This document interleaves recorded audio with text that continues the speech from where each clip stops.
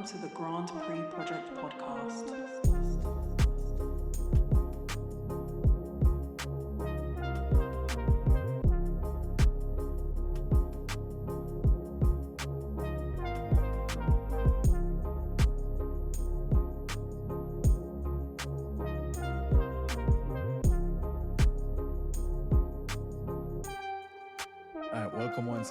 Welcome once again. This is the Grand Prix Project podcast. This is the Italian GP review with me, your host Andre, and the big bro Thanos. How are you, big bro? Awesome, bro. Not much. Good. Just here. You know, it's your favorite niece's birthday today as well. So Happy birthday to Nisi. yeah, what's up? But anyway, what's good. Yes. I'm here, bro. I'm here. Just another week, another recording. You know, a lot of excitement in the MotoGP sphere. You know, big news. Big news for the sport. Yeah, the Liberty Media takeover is finally approved. Yeah, by the European Commission. But because I think we spoke about this once before, and we said, how will this impact the sport going forward? From sporting standpoint and also from a financial standpoint, because we can say from Formula One financially, I think it has made an impact on the sport. You know, Massive impact. Not only that, and added to that, they're coming with the cost caps, and now teams are more sustainable, more financially profitable. Stable. Well, I wouldn't say profitable, because I still remember, I think Mercedes is the only team so far I can ever remember making a profit. But teams are the more sustainable, financially stable as well, and also the value of the teams has increased. Yeah. All of the teams' valuation has gone up now. So will Liberty Media have the same effect? Will we end up seeing they do something similar to DTS and call it RTS, Right to Survive? Yeah. As long as they don't turn it in a cornball show. I mean, yeah, because we know there was one on Prime, wasn't there? Don't mention it. Yeah, that was terrible. That was terrible. Well, like I said, hopefully, them coming in and they might do something similar, and might take off, bringing a brand new audience to the sport as it is, just like how they did with Formula One. But you've been to some of the races recently, and you were talking about how when you go to Kota, when Formula One is in Kota, it's there, because the promotion and everything, it's they put out an effort, so it's there. But when MotoGP is in Kota, it's like if you're not a ardent MotoGP fan, you don't know it's in town, because the promotion, and the promotion of it, isn't the same. Doesn't get the same sort of push like Formula One. So what do you think? What do you think? Do you think they could help improve on that? Yeah, definitely, because it's still going to be run by the same management team, Espeleta and Co, right? Mm-hmm. And then some people from Liberty Media obviously is going to join that team, because the current team, Espeleta and Co, they do a good job, right? But I think they've plateaued. Yeah. Right? I think they've probably run out of ideas, right? So, but it's important that they keep those core guys because they understand MotoGP. Mm-hmm. Which is similar. It's not like Liberty went to Formula One and just cleaned house, because that would have never worked. That would have been an epic failure, to be honest, if you ask me. Yeah, because they're coming in an environment they're not familiar with. So yeah, right. So they're just the money guys, basically. Mm-hmm. Right. So with MotoGP, I could see where the Liberty Media situation could, get exponential growth for the sport, because being in Dallas, Kota is in Austin, and so bear in mind, Texas has 4 major cities, right? Mm-hmm. You got San Antonio, which I think is the smallest one. You got Dallas, you have Houston, and then you have Austin. And I used to live in Houston.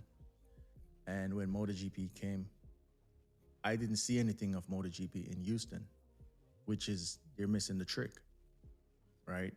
Now I'm in Dallas. When MotoGP comes around, I still don't see any promotion of MotoGP to let people in Dallas know that, hey, there's something big going on in Austin in the next month or so, Not even on right? the news, nothing at all. I've never, because conventional TV, most people don't watch conventional TV, right? Maybe some do. I don't really watch conventional TV. I watch the news every now and then, but I've never seen it whilst I'm watching. It may show, but You probably if missed I'm not it. hearing about it, it seems like it's not there. Yeah. That's how I'm looking at it, right? And the reason why I am happy for this takeover, and fingers crossed that Liberty is going to do great in terms of promoting the sport, is I speak to a lot of people. As you know, I'm in car business, so I meet a lot of people, right? And I've met people at my dealership who I was in Kota whilst they was in Kota, and it was like, hey, but they are diehard fans. They are motorcycle riders, right? But I've met more motorcycle riders who don't know MotoGPs even comes to Texas, which is crazy. Because when I tell them, they're like, oh, I didn't know that. I would love to come. I'd love to go. Tell me when is the next one. So having these conversations is telling me that the reach isn't reaching, if that makes sense. So is that more on a Europe US based argument, or do you think that's kind of like that's a global thing? Because we know in Europe it's pretty popular in Europe, but I still think it could probably get some more push in Europe. But the reason why it's popular, because we got to be careful when we say it's popular in Europe, right? It's popular in some European countries, Spain, Italy, right? France. France, maybe Portugal, right? Now Toprak is coming in, so It's going to bring obviously that Turkey, Turkish audience with him. Andrew is there, right? But when you think about, say, for instance, the sport needs to get to a point where it's like, even if someone from your country is not partaking, Yeah. you should still have the fans come out. We've seen what happened at Silverstone this year, which is a perfect example of that. The people didn't come out, right? Because they didn't really have anybody to back, did they? And that's the thing. Whereas like it's like you and I, you're a Rasta guy, right? But before that, you love the sport, right? And so even with Rasta being gone, you still watch, and you still find someone else because you love the sport, right? So Silverstone showed that something is fundamentally wrong. Could it be a pricing thing? Could it have been a pricing thing? Could be, because all of this is we're just throwing stuff out there, right? It could be that, and it could be the fact that there's, apart from Jake Dixon, there's no one in the top category as in MotoGP itself that's on the grid from Britain, right? But even with that being said, the numbers in Silverstone they were appalling. For the pinnacle of motorsport, there's no way that's the numbers that you get in Silverstone, which is the UK is at one of the foundation countries in MotoGP. They've had multiple world champions in the history of the sport. So I'm having the disconnect right there, right? That's where the disconnect is coming. I'm like, there's something wrong. So let's see if Liberty Media could actually fix that issue to bring more people out, to actually market and promote the sport outside of just us as core fans. We want to get the situation where it's like, because a lot of people that I meet now, they're all into F1 because of Drive to Survive, and that's a Liberty Media thing, right? Yeah. But nothing is wrong with coming in the sport to Drive to Survive. It's an avenue, and then once people come in, they get hooked on it. Now they find their favorite drivers, and then they become fans. So obviously that thing worked. So it's just, let's see what they're going to do with MotoGP. Even here in the States, there's rumors that they're trying to get, I think, 2 more races.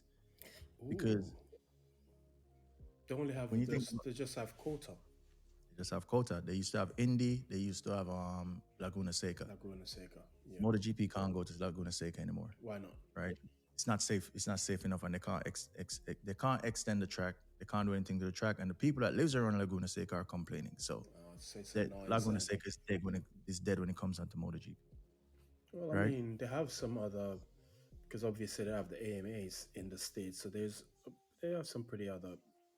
Yeah, but you have Tracks to remember that. You have to remember that. Yeah, it's a homologation thing as well. Yeah.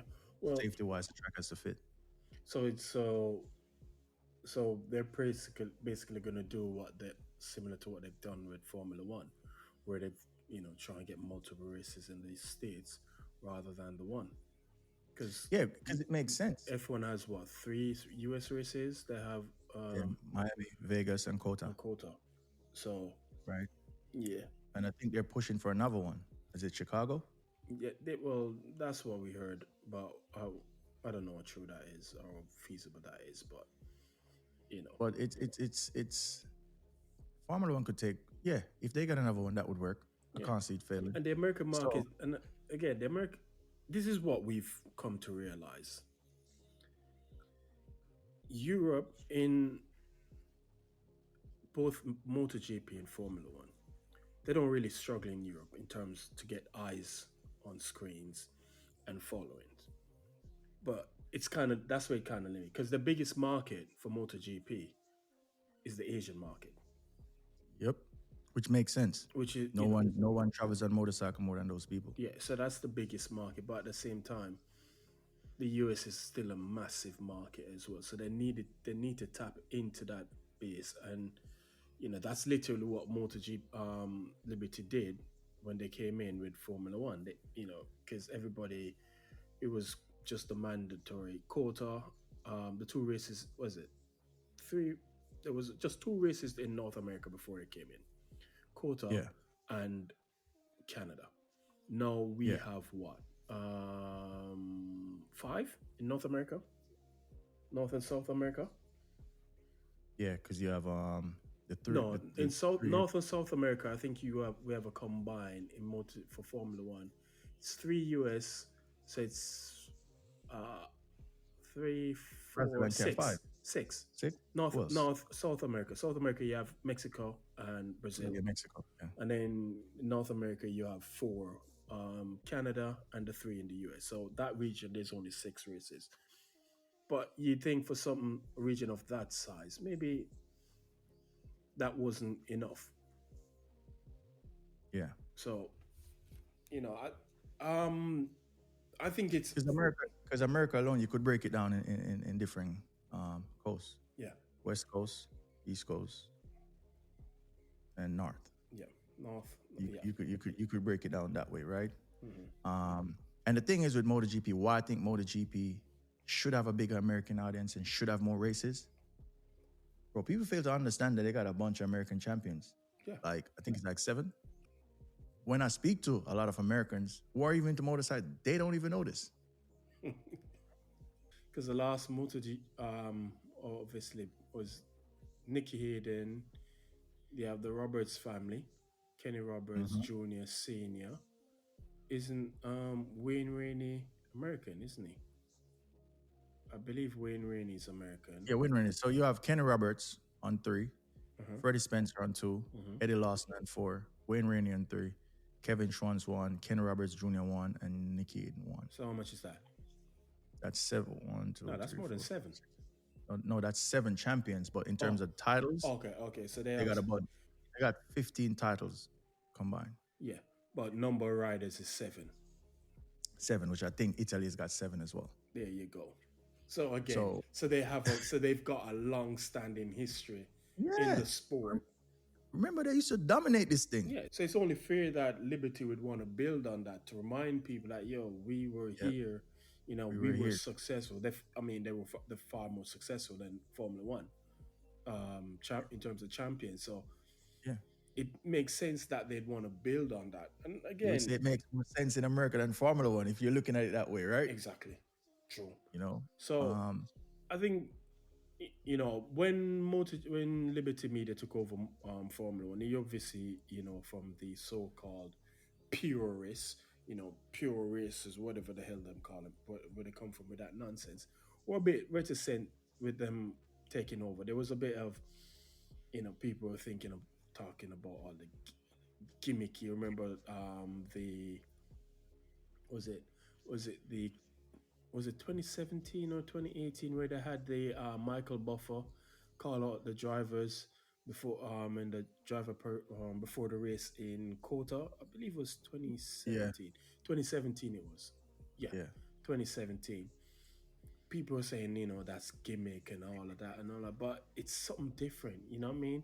And if you listen, even Lewis Hamilton was saying that sometimes we need something different from the norm that we're used to. And Liberty tried to do that with Formula One. And I think, obviously, the so-called purist MotoGP fans are going to come and they're going to do the same thing. They're going to have kickbacks and all that, saying, oh, they ruin the sport. But at the same time, from a business perspective, the teams will welcome Liberty in because they know, okay, now we're going to start probably make some more money because these guys are going to do everything possible to get this sport into a different, a bigger, more Market and audience. audience. Yeah, And the thing is, I'm glad that you said that, right? Business. You know, you're gonna have these conversations even on your spaces and always bring up the business of the sport, right? People don't understand how the business of the sport is probably the most important part of it, of course. right? Because even going racing with your kid, it's an expensive thing. If you try to go racing with your kid and you're not a multimillionaire, you might go broke. You not might go There's a, broke. You're there's a gonna go chance broke. you're gonna go broke if he's not the if you know what I'm saying? If you're trying to go through to get to say F1. So the business of the sport is very important. So if you're trying to take your kids sport racing, you're gonna need sponsors because you can't do it out of your own pocket. It's an expensive thing. So the more money, whatever they need to do to bring the audience and to put on a show, right? That's where the business part comes in. We need to figure out, are we going to put on a show? So even that thing when the drivers get called up, people got to understand. The Americans, they know how to put on a party, bro. They know how to put on a show. We've right? seen how what they do before the start of Indy 500. We see what they Right. do before the start of most Indy races. So yeah, Right? They because even when I look at I was watching the Indy race and they had this dude from they had an NFL player. He was on the grid. Because what that does is that if this guy's in NFL, right? Is in the NFL and his fans, he's got 1 million followers on Instagram or on TikTok, whatever platform, and he's showing that, hey, I'm at IndyCar. What that does is that those people are going to look and be like, what the hell is that? Even if they don't know what it is. yep. Our football guys already, let me go see what this is. So even if 20,000 of those followers see that and 10,000 of them start following IndyCar, job done. I said, yep. Because Right. because you're bringing it to an audience that wouldn't Yes. normally ordinarily look at this sort of thing. So yeah, I'm excited to see what they're gonna do. No, Yeah, that and you know, they've done a great job. Just because we're going to wrap on the Liberty Media stuff, and it's a 84-16 split. So as well, it's Dorna still maintains 16%. Liberty is 84. So they're But Dorna is basically a minority owner. yeah. Yeah. So before wrapping this, and this is how good of a job Liberty has done, right? Is Formula One has really been trying to break the American market for a minute, and they tried and failed a lot of times, right? Because in America, one thing with Americans, they love their homegrown stuff. They love their NASCAR. They love their IndyCar, right? As they should. You know, this is ours. And when you look at the interactions like with the drivers, right? So I saw one of the races that was won the other day. What race was it? Where the dude, he took, I think, the flag and he walked up to the thing and gave it to a fan, right? Was it the one that happened on Sunday? No, I think it's 2 weeks ago. Can't remember who won it. Okay. Right? But the interaction in these events with the fans. Because even the other day when Kimi Antonelli took his classmates, people were have their panties in a bun over it. I'm like, Why are y'all I mad? believe it was Jacques Villeneuve who came out and said, that's his place of work. He shouldn't be bringing his school friends there, Bro, did whatever. you see the race? Did you see the in the race on in Wisconsin? Road to America on Sunday pass. Yeah, I did see it. Drivers are their drivers are their wives. Whilst the national anthem was going on, drivers are their wives and children on the grid, right beside them just before the race. Yeah. You have to learn to make sports a family event. Hmm. Stop making it this strict, stiff tunnel, like a tunnel vision type of thing, whereas like you only see it one way. You got to make it a family event. It's sports, It's that right? So it's that yeah, purist, you know what I mean? That man, purist ideology that, oh, this, we don't need people who don't know anything about the sport to come in and watch it. Just make the sport for us and us alone. Like, yeah, put it that's this this way. ain't the 1950s, mate. We're in the modern Put it, era now. put it, put it this way. If any motorsport was to depend just on purists, they would go broke. Yep. And Formula One They did it wouldn't probably. have any form of growth, Hmm. right? They would have any form of growth. They wouldn't expand, right? There's nothing that purists would accept if it was just down to them. Yeah. You'd be still racing on dirt tracks. So yes, but yeah, that's it on the Liberty MotoGP takeover. Hmm. I'm excited about it. I based on what they did with Formula One, MotoGP got a high ceiling Yep. for growth, right? A lot of people outside of pure, we're going to use about the word purists or diehard in MotoGP does not know the superstars that are in MotoGP. So I think Liberty has a job to do to turn these guys into real world level superstars, Yeah. worldwide superstars. Build them up. Fabio. The good thing is that the riders who are coming up now, the Maximo Quiles, the Ruedas, the David Alonso's. So look, perfect timing. David Alonso, Colombian reps as a Colombian representation, right? You got Diego Moreira, Brazil. So it's like everything. So the guys who are coming up are probably going to benefit from this new fans that are about to come in because Marquez is on his way out. The new direction of the sport's probably The gonna interaction for it's gonna, move towards. these younger kids are probably going to benefit more because Marquez is on his way out. Hmm. Pecco got a couple more years, so yeah, they might get some of it, but when it really hits, it's going to be the David Alonso's and of this world who are going to really benefit the most from that. Yep. All right. Right, but yeah, but that's it on that. Yeah, I'm excited. So let's see how that plays out. All right. So to the race. Great. To the race. Race weekend. Oh boy. You know, Pecco's home turf. Pecco And needed to, you know, put in some performance because what was the race before that? Was it Aragon? Aragon, yeah. He didn't go too badly in Aragon. He looked you know, he looked like the Pecco of old in Aragon. He seemed to have that bounce in his step. But obviously we knew no one was gonna beat Marc in Aragon, so that was kind of like a foregone conclusion. But this weekend's Italian Grand Prix, he needed to show something, you know, and I think he did. And it started in qualifying because, you know, Marc had to do everything to get that pole position. Marc went to the pits of hell to dig that time out to get to the get pole. Because remember, the top three was covered by less than a tenth. Because he was he took pole by 0.059. And Pecco barely beat Alex to the pole. So I think Saturday he showed that, yeah, in qualifying, I've got some, you know, what we saw in Aragon wasn't really like a fluke thing. I'm starting to find some form of performance. But then what happens later on in the afternoon? Is he though?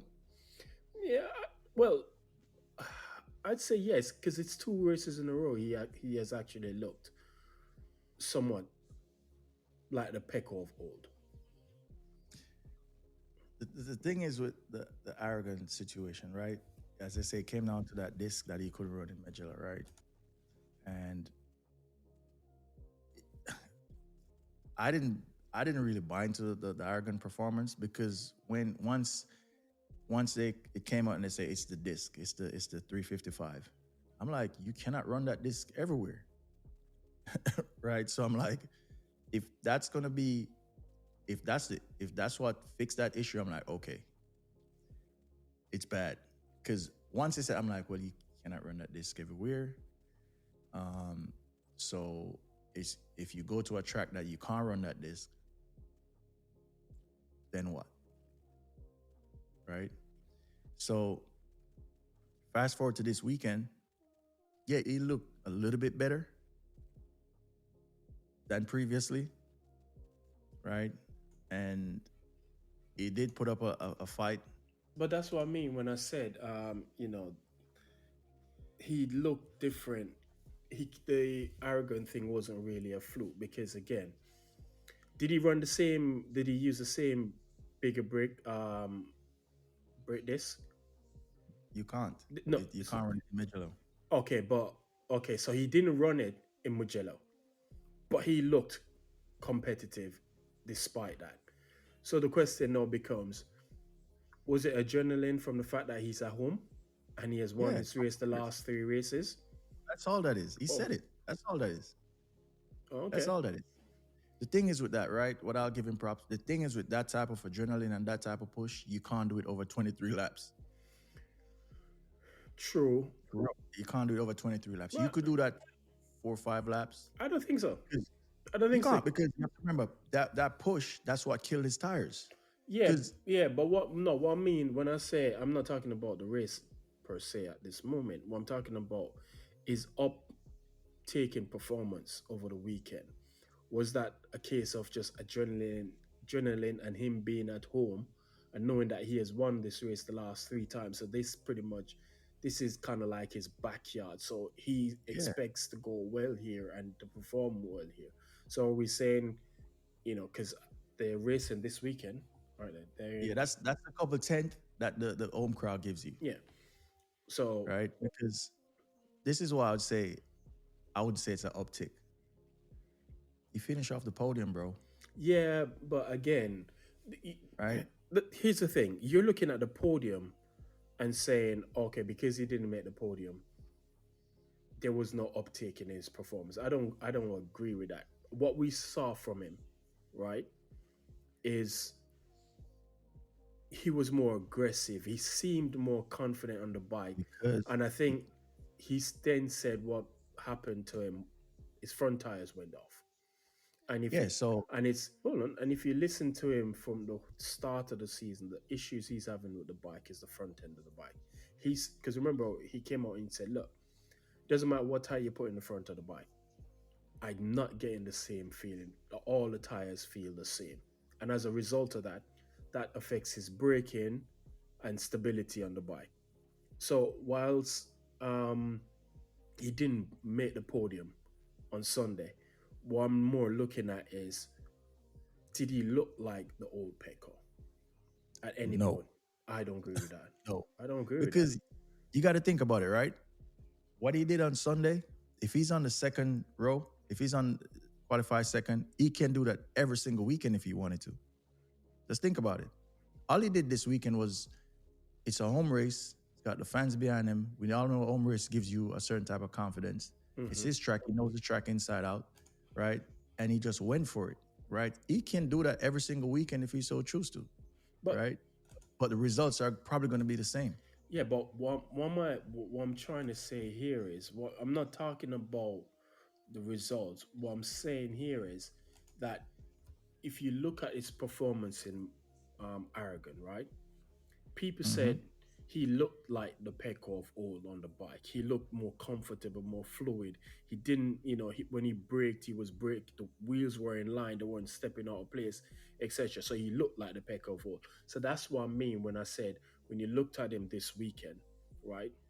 Past weekend, he looked like his old self. He looked confident. He looked on the bike. He didn't look frustrated. He wasn't having all of these issues that he was previously having. Again, like Yes, he was. Did you see that? Did you see that motorcycle in the main race on the braking? yeah, That thing but was again, snapped to the left. hold on, I'll get to that because again, that only started to happen once his tires start to go off. That was a sign that okay, his front tires will start to go off. So which goes back to the problem he's been complaining he's been having the whole entire season. It's something to do with the front end of the bike, and he's not getting the same feeling. It's not allowing him to brake how he wants to brake, carry the speed he wants it, because he doesn't have confidence that it's going to stick. And again, I think that's what caused him to crash at Silverstone as well. The front end just gave away, and that was it for him. I So hear what you're saying, but yeah, that's what I'm saying. Everything that I saw from Pekka this weekend was just home crowd.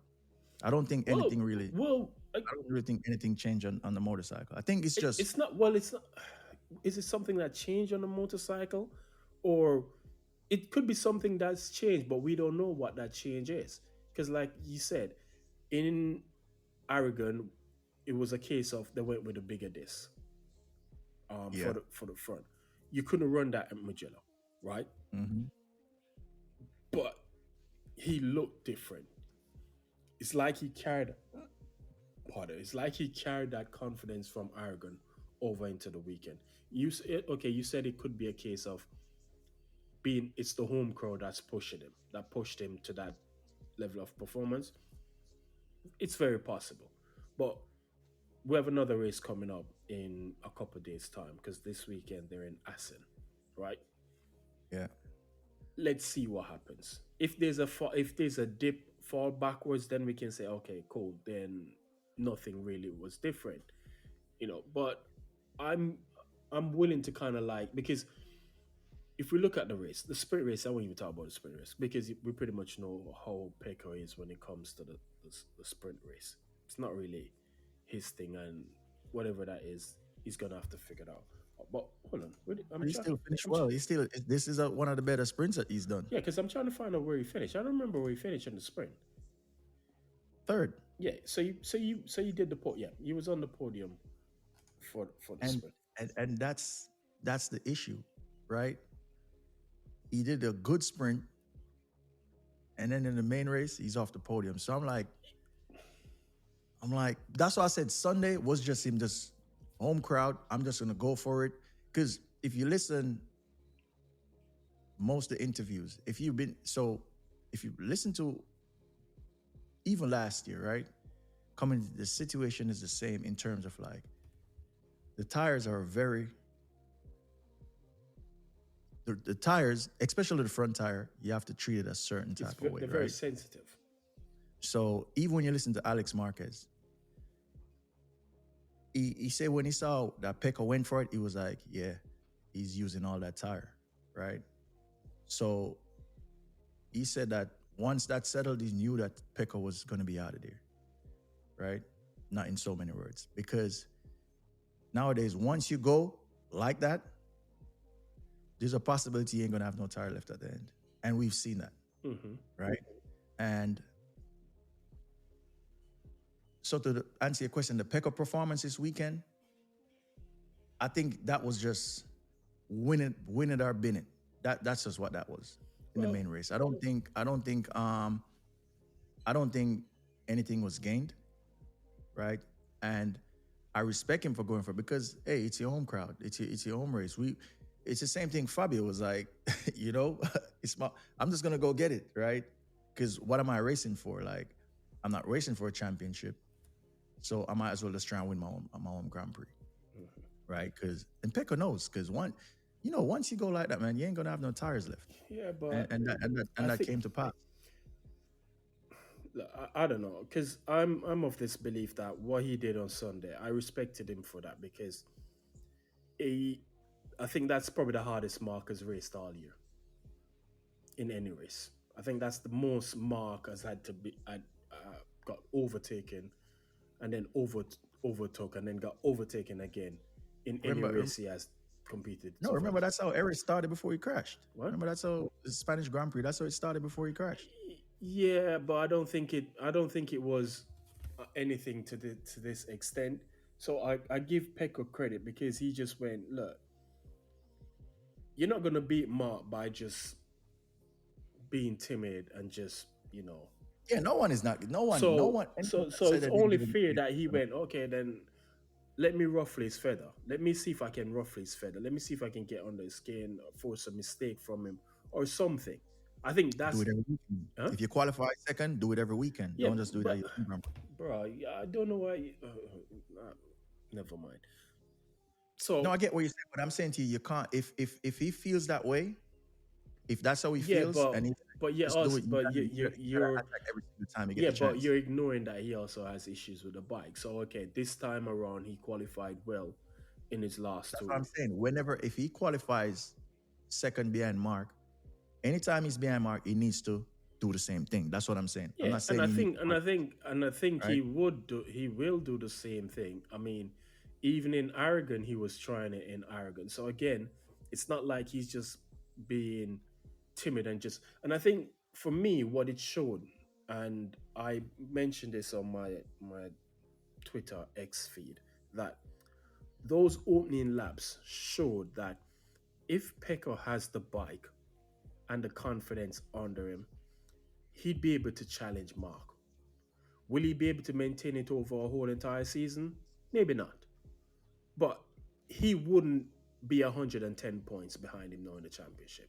You just like how I think the GP25 isn't 125 10 points bad. Yeah, that's what I'm saying. So again, we both know that that bike isn't 110. So whatever again, and you have to factor in that he's crashed out of races, etc. But he has issues. So what I'm saying, basically trying to say is, if Pekka wasn't experiencing the issues he's been having, and he was happy and comfortable on the bike, because when Pekka is happy and comfortable on the bike, he's fast.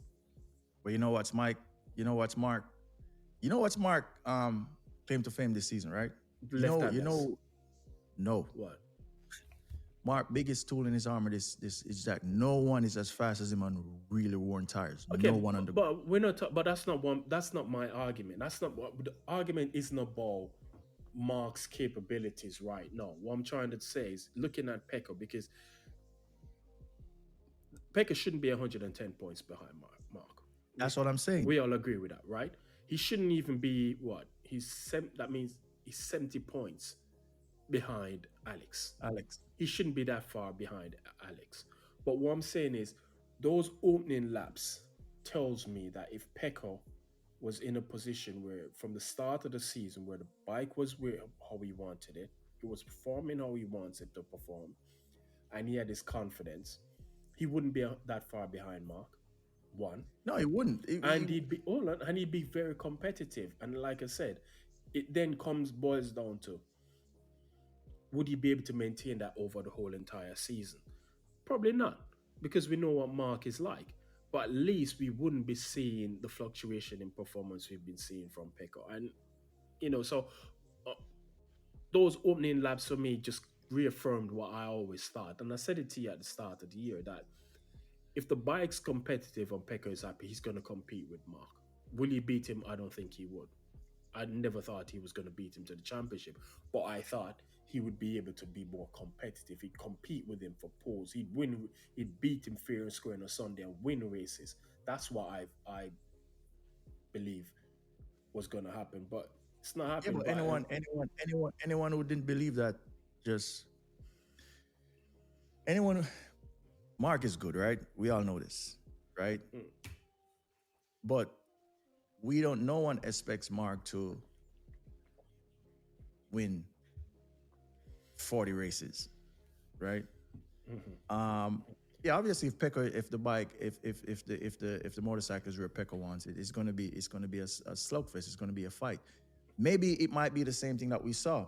Maybe if Pecco don't get Mark out of there in the first 5-6 laps, then and Mark settles, he's gone, right? Because this is one of the issues now. That all right, you remember a couple episodes ago when we I spoke and I'm like, Mark is settling into championship mode now. I said a couple episodes ago. yeah, He crashed in Coda. He crashed in Spain. Crashed in Silverstone, right? No points in Coda. Points in Spain. He finished 12th and podium in Silverstone, right? So technically he's only had one DNF. yeah, Right? And that's Coda. And remember after that I said, once he gets this out the way, because you remember even when we used to talk, just to go back a little bit, even before we had the podcast, what I always say to you, it's better to make your mistakes when, Yeah, yeah. You make a mistake. You drop right? points early in the season. It's easier to recover at the So back end of the season. I'm saying that to say now with Mark, I said a couple episodes ago, he's gonna chip into championship mode where he's just gonna wheel off either wins or just consistency. Even if it's not win, podiums, right? Hmm. And we all agree that that's difficult to beat. We always say, and Mark will beat you on your best day. Good luck beating him on his best day, right? Hmm. Or on his worst day, it's a podium. On someone else's worst day, they're finishing out the points or they're finishing low down in Case in ninth, tenth, point, right? pick on Sunday. So that's rough. That's hard to beat. And not only that, it seems like Mark figured out those early races. Mark still didn't understand the Ducati, right? So I think now what's going on, he realizes that because he said it. He said in the post race interview, he said they figured out that I'm at my weakest with a full tank of fuel. So Mark weakness is a full tank of fuel, and when the rear tires is at its grippiest, right? Hmm. Which is why you realize now he's not notice now he's starting making the brake like when it's like 10 laps, right? Finish 8 because now the grip is a bit down, the fuel is starting to go down, so now he's at his strongest. So now So he's it's just equalize. going. Yeah. So what Pecco did on Sunday, if he had the motorcycle underneath, he would have to do that every single weekend and hope that Mark pushes Mark into a mistake. Because once he settles, bro, that's potent, bro. And that's the thing, because if Pecco was relatively competitive, I think we then see Mark having to do more to win races and to be on pole. I don't think he needs to do that much to get those positions. And and this is why I hope Pecco was going to be competitive to start the year, because again, once you're in that position, mistakes happen. Mark's going to make mistakes. Pecco's going to make mistakes. So it's going to be a fluctuation between the two of them. But at present, no one's really putting Mark on any pressure. So he doesn't really have to, go above and beyond to get the results he needs to get. Because again, he has the pace over Alex. He has the pace over Pecco right now. Case in point with Pecco's issues. So, you know, it's pretty much a foregone conclusion. I told you what, after 3 races, that the season, they might as well just give Mark the trophy now, because the season is pretty much over and done with. There was no way he's gonna lose. He's gonna lose his championship, and it's pretty much done. 40-point lead.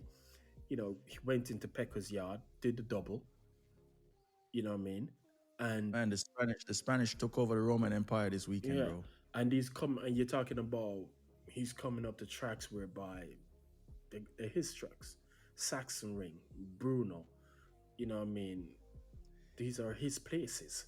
You So did say it. You did say it at when we did the Qatar review when you said, because remember I put it on my Twitter where we said when the season started and Mark went on that run, everyone was like, okay, wait till we get to Europe. And no, first was wait till we get to Qatar. Qatar came. What happened? beat him. They said wait till we get to Europe, right? The Europe leg started because you realize that Mark didn't win a European leg until Aragon, right? Mm-hmm.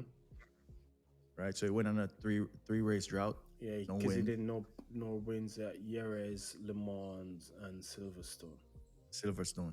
Now he fight. He went to Aragon, and then they say, oh well, despite what, when we get to Mugello is Pecco backyard. He won it for past how many years, and then to finish.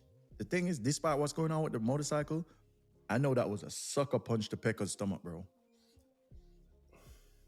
To finish off the podium, Yeah, that I was think I think him not being on the podium is probably the biggest sucker Yeah, punch than that actually was a- losing to Mark.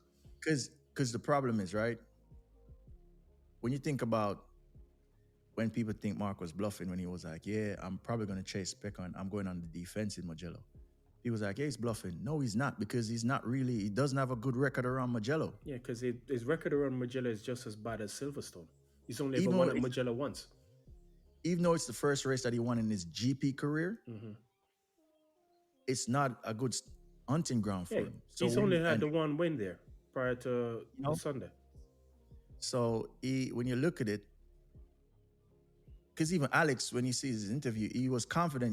He was gonna beat Mark in Mugello. He was confident. He was probably gonna be faster than his brother. He was like by the weekend, and he start going and realized that he's got the pace, Mm-hmm. right? So to come to Mugello and then just totally dominate that like an Aragon, right? And then now they're saying, okay, let's go Assen. Yeah, but who But said Peck okay? already said, But question: who are the people who are saying okay? Let's wait until Assen. Who are the people saying that? Because we're what? How many races in? How many? 9, going Nine. 10, going on 10th race. So we're going on race 10 now. Who are the people actually saying this? Because if you haven't realized after 9 races why you think 10 races is gonna be, when you get to race 10 it's gonna be any different. You've had 9 races worth of evidence to prove to you that yeah, this is just what's that? Is that nine? Yeah, 9 races. So you have nine. You have the evidence right there in front of you. So all the people were saying, okay, wait until we get to here. Wait until we get to here. What are they expecting is going to happen? Mark's just going to suddenly forget how to race at somewhere like Assen. Who's going to beat him at Assen? Because I guess you're looking at Assen. Pecco is really good at Assen, right?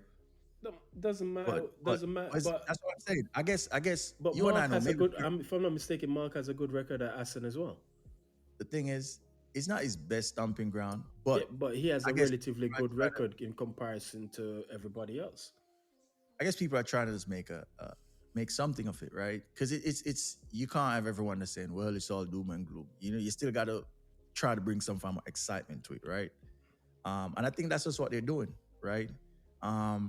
And it's it's I wish Pecco was more competitive this year, Mm-hmm. right? But it's like what I said. I have this interview with Michele Pira, right? And they asked him about the issues that Pecco is having on the motorcycle. And they were like, he said, the thing is, the motorcycles aren't much different as people think they are. GP, what Alex is on and what Pecco and Mark is on. Mm-hmm. He said, I've ridden both of them. And what he's hearing about it is He's the test rider, right? Michelle yes. Pierre. Yeah. So if there's someone I'm gonna listen to, it's probably gonna be him, right? And I don't think he has any reason to be biased about it, right? Because at the end of the day, he's Italian. He's probably gonna, if he's gonna make an excuse, he's probably gonna make it for the Italian, right? Mm-hmm. But he was like, there's not much difference between the motorcycles as people think they are. He said, I've ridden both of them. It's not that big of a difference. Yeah, but he needs to The understand. thing is, the small, but the thing is, the small difference between them is maybe that thing that's affecting Pecco the most. Exactly. So for him, that's what I was going to say. Whilst he can say, okay, there's not that much difference, that, like you said, that different, whatever the difference is crucial to what's affecting Pecco's performance. And obviously people are talking about, he needs to ride around it, and I keep reminding him, look, Doesn't have that talent. it's not even say he doesn't have that talent. We have to, and I don't know why that's a negative. Why we're going to use that as a negative towards him? No. You think I'm saying to you, he does, because to the rider, that's a talent within itself. That's what I'm saying. He doesn't have that in his toolbox. Yeah, but You've seen it. yeah, but I don't know why people use that No. as a negative, because at the end of the day, each rider has the preference and how they want things to be. I'm sure if when the bike wasn't good for Alex, he wasn't performing. You know what I mean? So you need certain things to be in place for you to perform to your best potential. I don't know why people are, because Mark can do it, you expect Pekka should be doing it. They're two different people, they're two different riders. And like, I said to someone on my Twitter yesterday, Mark has experience of riding difficult bikes. Because if you, like you say, if you go back and you look at the Honda, he basically masked the issues the Hondas were having because he was able to, so for them, because Mark was able to do it, it's kind of similar to like Formula with Red Bull and Max. because they're so talented, they make the issues that their teammates are having doesn't to them it really doesn't exist. But at the same time, it's to that teammate, it's a big problem because that affects how they perform, and it is what it is. They're two different people. But I think I kind of went off track here. But You're saying about when people mention that Pekka doesn't have a certain talent to ride around issues. yeah, I'm like, I guess. no, no, I, is that what I was saying? you know, Because I think I was coming off the Michelle period thing, and I was just saying, look, that difference is what to Pekka, it's a massive issue. And if is it, and if he needs a perfect bike for him to perform, then so be it. That's what he needs. That's what he needs to perform. It doesn't mean he's not a good rider. Because I people don't think look no at one is. because people look at that and think, well, he's not a good rider because if the bike isn't perfect, he can't perform. Name me a rider on the grid right now who can perform when outside of Marc, who can perform above and beyond the bike. Probably Fabio. Do more than can give you can, So can give you we're just better gonna act results than what the bike so capable we're of. just gonna act like Maverick is not doing it on the KTM. Or we're gonna forget that Maverick exists this season. But, but again, how bad is the KTM? It's bad enough. Whereas like the next superstar is struggling. Oh, The quote unquote Acosta, superstar. Pedro Pedro, Acosta. even though he's ahead of Maverick, Maverick is just you got to think that he got disqualified and then he got lumped off Yeah, the but bike. okay, why is so Acosta is ahead of Maverick in the championship? Hmm. Again, how many times has Maverick not scored this year? He got taken out by five. Probably get to that later on. But the point is, if if that's what Pekka needs to perform, that's what he needs to. It doesn't mean he's not a good rider. And I don't think anyone is saying he's not a good I rider. think people are using that against him and thinking, well, because I Mark personally, because Mark can ride around it, Pekka is supposed. No, what are we doing? I just personally think that he shouldn't be in a 110 point No, hold. it definitely. I think everyone Right. will agree. Being Yeah. 110 So points behind your yeah, teammate is you just, should it's be not a good 110. look. It's You shouldn't it, be 110. regardless of what issues you're having, you shouldn't be 110 points behind. That's Because not a good look. just and the crashes for Mark actually make kind of help it not look that bad because at Mark win Coda, Hmm. not crash out a Spain like those happen. So we can't use if and maybe. Ultimately, he's 110 in a 110 point hole, right? And at this point of the season, 110 points. We've had 9 races. So we have 15 left. And, yeah, and there's a 37 point each weekend. Hmm. 37 points for each weekend. So we're looking at what it's 9, 8, 3, 7, it's 21. So 100 and what that is. No, what that would be. No, so we have what, I'm not 37. from it. That's nearly 500 and some odd points. No, I'm talking about in terms of like where we at now. So there's 518 points still left to play for. Inter, well, in terms of wins. No, I'm looking at 1 divided by 30. I was looking at how many race weekends is that? That's what 3 race weekends. What? Oh, Amount of points. And he's what? How many points? So it's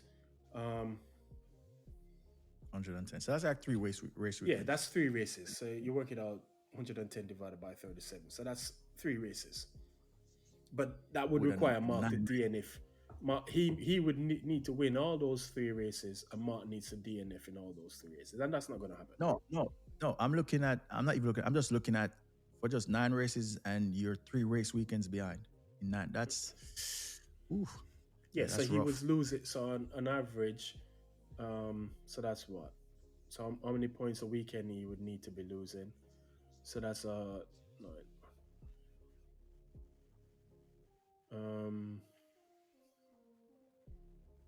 Okay, so that's 9 weekends. So that's 110. Just pull out the calculator, bro. Yeah. So he lost on average 12 points per race weekend to Mark. Yeah, that's rough. That's rough. Yeah. And if unless over the summer break or unless he could pull something out the bag this weekend to kind of plug that wound. Nah, It's just emerging, bro. it's going to get bigger. It's going to get bigger Right? because, like we said, we have tracks coming up for Mark. Let me see. Let me just look at the calendar, right? Because after Assen, Yeah. where is it? Where are we? So after Assen, we have Germany. Come on. And then we have the Czech Republic. So you have two of Mark's best tracks coming up after Assen. Bruno and the Saxon Ring. Come on. Really? Really? Saxon Ring is pretty much like Laguna Seca. It's all left-handers. And then No this one's going to new- beat this Mark new- there. And then this new track, Kia, what's it called? This new track on the grid on the Where's that one? That's in isn't look that for the Hungary? races. Look for the new one. Yeah, that's is it Hungary. Hungary? That's Hungary. Yeah. Yeah. They showed it to Mark. He said he said I like. There you go. Because it's what? It's all left-handers as well. Yes. When they asked Mark, look at the guy. I said, I like. Yeah, I like. he likes, but he needs to be careful because again, it's a new track, new tarmac, and everything. But I mean, the 110. It's. Here's the thing. I like Pecco as a person. I've always said I like him. He's not really my favorite rider. Everybody knows I'm a Fabio Quartararo type guy anyway, and I never back down. I say Fabio was on a bike anywhere as competitive as that Ducati, he'd be giving Mark headache right now.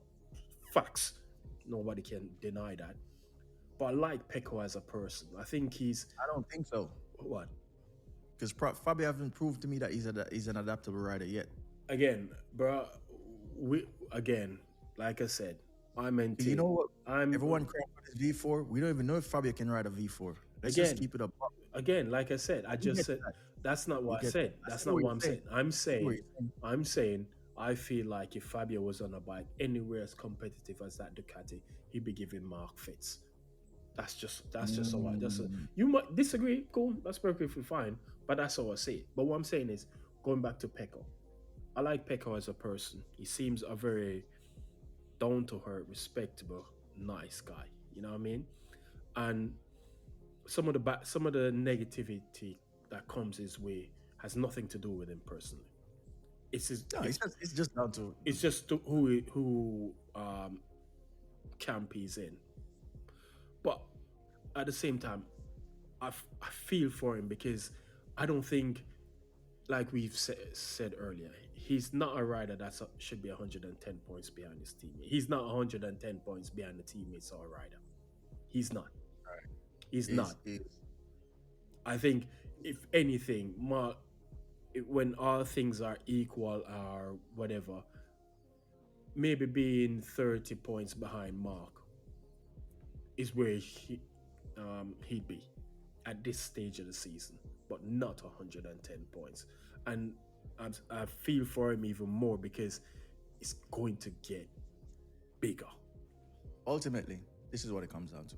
Pecco is a nice guy, from what we can see. I was close to him in Kota because when Mark and him came to the Ducati Island, right after they finished the interview, they threw the caps, signed some stuff. He stayed longer than Mark. Mark went back into the car because from what I see from Mark is just always locked in when it comes down to a race weekend, right? That's all I say. Mark is not going to be the one you're going to put and be like, yo, turn him into this. He's the Max. He's the Max Verstappen. Yeah, he's just locked. He's just locked in. That's what he's there for, right? And I respect it, right? Pecco stayed a little bit longer, which is why my photos were so close.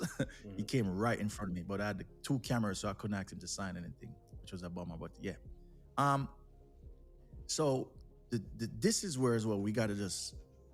The honesty is what we're looking at is this. Because Pecco is a Ducati man, he's Ducati's guy, right?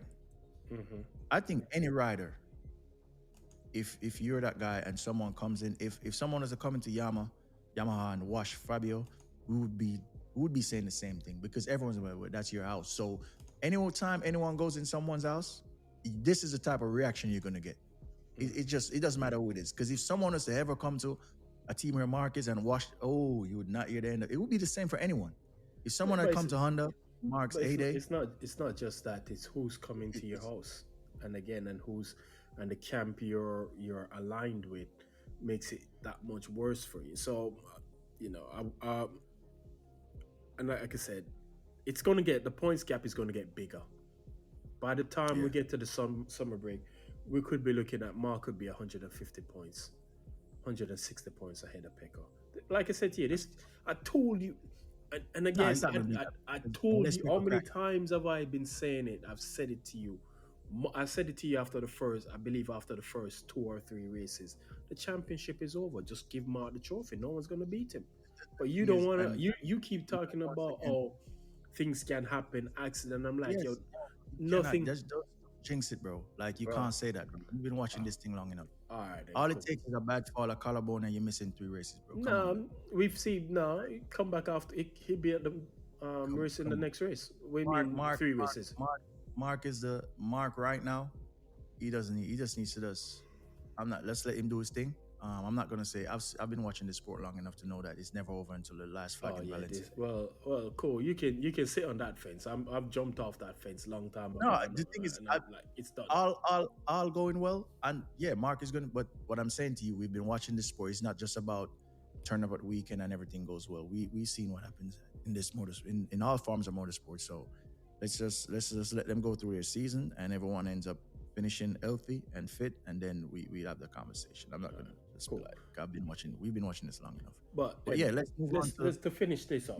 It was that whole battle at the front, the whole ding dong. That was probably the most exciting opening laps we've had so far this season. And as always, Mark prevails. Went on pretty much. Once he took the lead, that was game over. That was it. Let's move on to the next hot topic after the race in Mugello, which is Alex Marquez. Right? Still Topic you don't running really second. No, I could have the conversation because people are just not being realistic. So, yeah, people are. So now there's this thing on socials that Alex races Mark differently. So initially when that came out, when I saw it, and you and I had a back and forth on X, because even though we do the podcast, we still have a lot of back and forth on X. It's just for the fun of the sport. That's our sport too, right? Mm-hmm. It's just what we do, right? And I thought about it. Initially, I was like, he races him, but then I thought about it. I'm like, okay, I see where this is going. It's not that he doesn't race him. People don't think he races him hard enough, right? Correct. And so I thought about it, and I'm like, that makes a lot of sense, right? Anyone who's been, because you have to remember, there's a personal aspect to this, is where you got to look at it not from a fan perspective, but from put yourself in that position, right? And Alex is the one that went through the experiences of Mark, right? What he went through for the past how many years, right? If he was ever going to race again, right? And so the people who expect Alex to turn up at a race weekend, right, and put himself in any form of hard situation, whereas like it could find him in the gravel trap, is just unrealistic. Just unrealistic. Because people were, when they started voicing this, Pecco in the press conference, and I'm happy that he said it because he just kills the argument. He said, yeah, I could see where Alex races Mark different, but it makes sense because I take more care with the VR46 riders as well. So it's not uncommon, right? Everyone, this new racing that we see, everyone got their cronies, everyone got their camps. So I don't know why people are giving Alex stick when Alex is just going about his business. As he said, I've got my sponsors to please. I've got my own thing going on, right? I'm going to race how I want to race, right? But people just want him to race Mark hard, shove it up the inside, possibility run off in the gravel. He's not going to do that. And I wouldn't do it. If you and I are siblings, and if we're competing, this is not basketball. This is not soccer. This is a whole different. This is a sport where it's like, I do something to you as my brother, we can both end up in the hospital or worse, right? I'm gonna always take more care of my brother. Yeah, but right. If anyone is watching MotoGP and watching the Márquez brothers, right, and think there's not an emotional aspect to Alex and his approach towards Mark, y'all are living. Then he needs to get off the grid. Then no, he you needs can't to. say that. Yes, You can't say yes, that. because okay. say Hold on a second. Hear me a second. Crazy. Hold on a It's second. crazy. So Hold on, let me hear me out. So if I'm Grassini, right? Faster Grassini died. I believe he died, didn't he? Yeah. So I think his wife or whatever running the team. Yeah, his wife is running it. So if I'm his boss, right, and I can say he has the tools, right, to compete with Marc, but every weekend he's can Alex really compete with bro, Marc, though? listen to that's not what I'm saying. That's not You what gotta I'm. say Pekka can't That put is Alex not what. can. That is not what I'm saying. Wow. I'm That's putting out. exactly I'm putting out a scenario where I'm saying if I'm the team boss, and what you're saying to me is how Alex is thinking on the grid, and because of that thinking, he won't race his brother. If an up Stop saying he's not racing him, bro. again, Stop. he That's won't. a lie. No, I'm not gonna stop. So lie.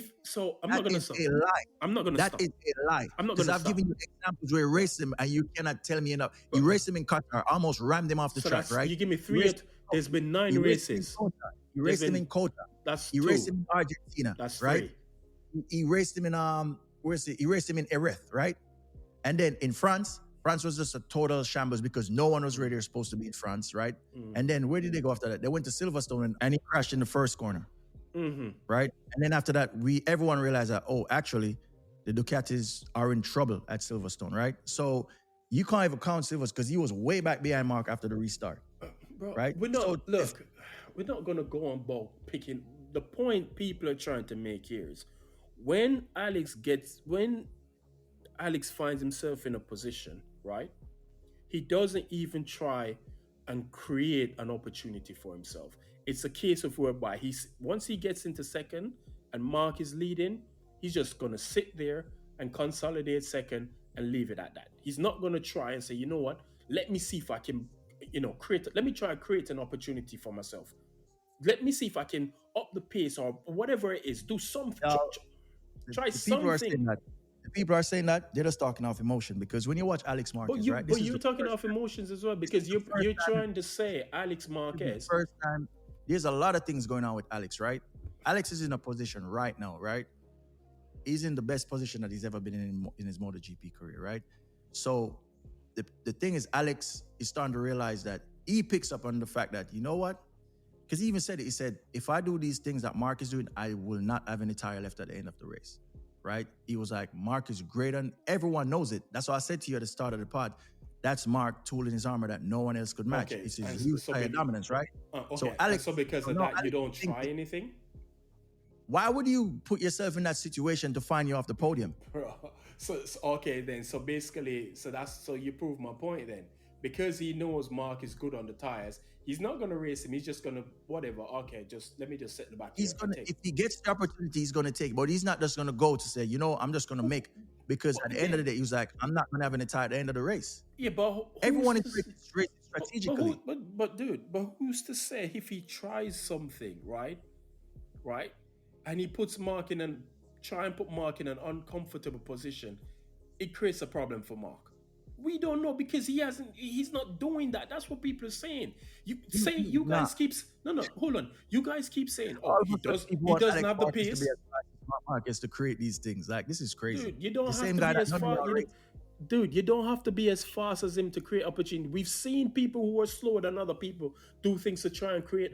Pekka isn't fast as Alex. Not against Marquez. Name me one. Dude, Pekka's not faster than Marc. But in Mugello, he did try something. He created opportunities for himself. And what did it end up? Because again, what he did. We're not talking about where he. Bro, this is a championship that's created by points. At the end of the day, and how you think Alex is going to win the championship? How else? Bro, how can Alex win the championship? Alex is 40 points behind Marquez, right? How is he going to win the championship? If he's going to win the championship, how can he win the championship? By beating Marc. Okay, and how is he going to beat Marc?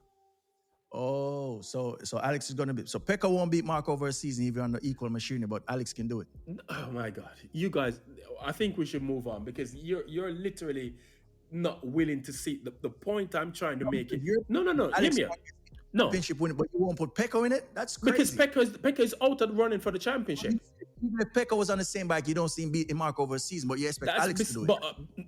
Jesus. I never said I expect Alex to do it, but you're talking about how many points. Alex doesn't win, where does he finish? If he doesn't beat Mark, where is he going to finish in the championship? Dude, bro, you're literally just all over. You're not. I'm asking you. No, Listen the to. best place Alex is going to finish is second if he doesn't beat Mark, right? Mm-hmm. Right? Yeah. Alex is in a position where he could bring home Grassini's. I think it's going to be Grassini's best finish, right? He's having a purple patch in his career, right? And Alex has figured out, I need to ride. I need to do the best that I can on this motorcycle, right? And I need to be strategic with my races because ultimately, there could be a situation where, bro, you're literally making everybody's argument because basically. No, I'm not. Yes, you are because basically what you're saying. Basically, y'all saying he's not racing hard enough. There's a difference. Bro, he is racing. Bro, y'all saying he's not racing him hard. Yes, he doesn't need to race him hard. Why not? Right? He doesn't need to race because that's a decision.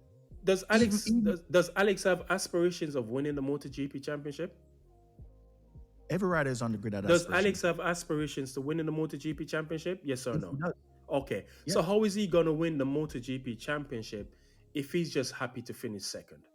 It's because Alex has got his own strategy. Everyone's got their strategy how to win. So he knows that. You're not gonna bro.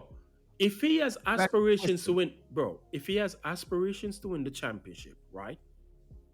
He cannot be happy with finishing second every single race. That's not hear me out. That strategy is not going to win you the championship if that's your aspirations. Equal machine will not beat Mark, but you're saying Alex. You're not listening. You're hearing. No, you're hearing different things to what I'm actually saying to you. Hold on. You just said it earlier on. You said even if Pecco was an equal machine. You're hearing something different to what I'm saying to you. Listen to what I'm saying to you again, bro. Listen. I said to you, if Alex has aspirations to win the championship, right? He's not going to win that championship being happy to finish second every single race. So that strategy that you keep saying he has, it's not going to get him what he wants. So how are you going to eat into that 40-point lead of Mark? You're going to have hard. Yes, you're going to have to race him hard. But you're going to have to be strategic. You're going to have there are races. No, let me finish. There are races where obviously he's going to have to be strategic, but at the same time, you're not going to reduce that gap to Mark if you're just happy to finish second. That's the point I'm trying to make. Let me ask you this question straight. Can Alex Marquez beat Mark Marquez over a season? No. What are we talking about then? If he can't do it, what are we talking about? So because he can't do it, he shouldn't try.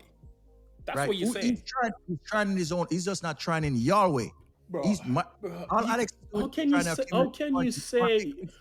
you say he's trying when you're the one? Hear me out. How can you say he's trying when you're the one who's saying he has a strategy, right? He races strategic, right? And this is how he chooses to race. You talk about how him thinking about what's happened to his brother the last 3 years. So he's not gonna do anything. Whatever. He's not going to take any unnecessary risk. What's hard in that? That's hard. No one's asking him to take unnecessary risks. No one is asking him to do that, etc., etc.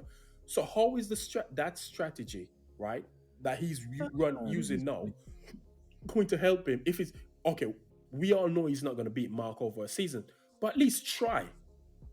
Y'all who are talking about this ain't paying attention. What's one of the biggest issue that the whole MotoGP grid is having? Paddock and everyone, reporters, journalists. What's the issue that they're having? Don't know. With MotoGP, overtaking, right? That's the biggest issue with MotoGP. The tires and overtaking. Everyone is talking about overtaking. All you keep doing is finding excuses. No. You're literally going away from the original argument. No, what I'm trying to point is that y'all who are saying that he's not racing him, all of a sudden, create this, create that. MotoGP has an overtaking issue. We've seen it, right? Pecco talks about it. He can't overtake it, but everyone expects, Alex, do this so you could. You're hearing a different argument to what I'm trying to say. Exactly what I'm hearing. You're saying he needs to race him hard. In order for Alex to beat Mark, he's gonna have to outpace him, right? Y'all are saying, he needs to rough him up, show him a front wheel, this and that. Yeah. There's nothing wrong if Alex doesn't see the opportunity or he see it and be like, this is too risky. Right? I'm not gonna take that. Bro, yes, there is something wrong with that. Yes, there is something wrong with that. You know why? You know why there's something wrong with that? You know why? Goes against a VR6 rider and he decides to make a second guess it, or Bezeki goes against a VR4 and they second guess it. Is there something wrong with that? Bro, You know why there's an issue with Something wrong with that. with what? I'm asking With something. When the VR46 riders take the same care that Alex takes with Mark, is there something wrong with that? Fair Is there 46 something rider wrong with take that? the same care. Care that Alex takes with Mark, with their camp colleagues. Is there something wrong with that? But they race the camp colleagues again. You're not No, answering the question. no. Your question. You're Hold on, bro. joking. Let me I'm let me asking finish. simple. Let me try and answer When your. the VR46 Let me try and riders answer. take Let the me same try and care answer that your Alex question. takes with Mark, is there Let an me issue? try and answer your question because this comes back to what Pecco said when he said he races the VR46 guys. He takes more care when he races the VR46 guys. Again, but he's still going to race them. What he's not going to do is make any reckless moves or anything reckless that endangers them and himself, and either party finishes off out the race. No one is saying that's what Alex needs to do. Nobody is saying, Alex, you should go out there and you should do something reckless and force Mark off the track. Nobody is saying that. What people are saying is we'd like to see sometimes when he's like 2 or 3 tenths behind Mark going into a breaking, so try not break him. Do And if something. he did, okay, and that's what I'm saying. Y'all are crazy because if he's seeing that, if he comes and be like, yo, if I go too much in the break, I'm probably going to crash this motorcycle. I'm not going to take that risk. You cannot blame the kid for that. Never mind. That's what I'm saying to Never y'all. mind. Because He's the one on the motorcycle, and if he thinks that, yo, I'm you're too the tense. same. So he's the one on the motorcycle, but you're the same people You're who not. went. Hold on, but you're the same people when Pecker's been saying he has an issue with the bike, are telling him he doesn't have an issue with the bike. But Alex is on the bike, and No, that's two different things. That's two different things. I'm saying to you that what y'all are saying that he needs to, if he's 210s, try and outbreak Mark. Bro, there's very few people on the MotoGP grid that could outbreak Mark Marquez. There's very few people on the MotoGP grid when Pecco is on his day can outbreak Pecco. So stop making it seem like outbreak. Your argument, you're trying to make an argument of saying because this person is not that, they can't try something. Again, if you watch them going into so that was turn one, the corner where Mark was strong at, where Mark did is over. I think it's turn 4 or 5, I believe it was. Pick up break Mark, and he ran a bit wide, ran deeper into the corner that he needed to do. In cases like we've seen it many a times, bro. Somebody look at let me finish. Go back to Le Mans and watch how Fabio got past Mark in Le Mans at the start of the race, right? Mark outbraked Fabio going into Fabio took his normal braking line. Mark outbraked him going into the cut. What happened? He ran wide and Fabio did the cutback and took the position. That's literally what you will see. Okay, so that's two examples. We've never seen where riders do it and skedaddle. You've been watching MotoGP long enough to come to the conclusion that if somebody outbrakes someone, they're gonna T-bone them and possibly killing them. That's a you've gone to the extreme. I didn't say T-bone them. I said, that's why I asked you. If you remember what happened when Valentino Rossi tried out with Casey Stone, he's still not trying to answer that question. When was that? He tried to outbreak him, led in the corner, and wiped out Casey Stone. Okay, that's did Casey Stone die? He didn't die, so you're telling me that Alex bro. You're the one who went. That's what I'm saying. You're the one who went to that far end of the spectrum and talking about death. Because it's a possibility. I didn't say death. I did not say that. Wait, what did you say? There's a possibility. What did you say? He said skedaddle him, like skittle him out the way. That's not what you said. I did not say nothing about death, bro. What did you say? You need to listen. I said skedaddle. I didn't say death. Okay, fine. My bad. But the point here is you that's a possibility as well. But there's also a possibility that don't happen. Yeah, but that's what I'm saying to y'all. Y'all want Alex. It's not going to happen, right? Y'all are asking this dude. It's not going to happen because Alex pretty much has said he's not going to take the risk that could take his brother out the race. That's what I'm saying. And that's okay. I'm not true. I don't even. Why are we even having this conversation? Because any sensible person could understand that.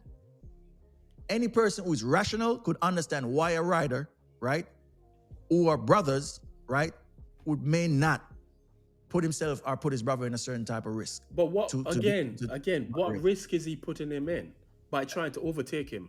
Because the things that we are saying, right? Try to outbreak him, try to do this. If Alex, the way I see Alex, if he gets a clear shot, he's gonna take it. We cannot try to make it seem that that's but you see the problem. You're saying if he gets a clear shot, rather than saying, you know what, he can actually make an opportunity, try and make an opportunity for himself, rather than because what he's relying.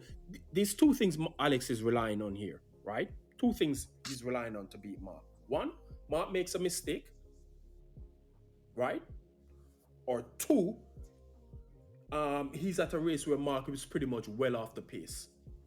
Those are the only two. These are the things he's banking on.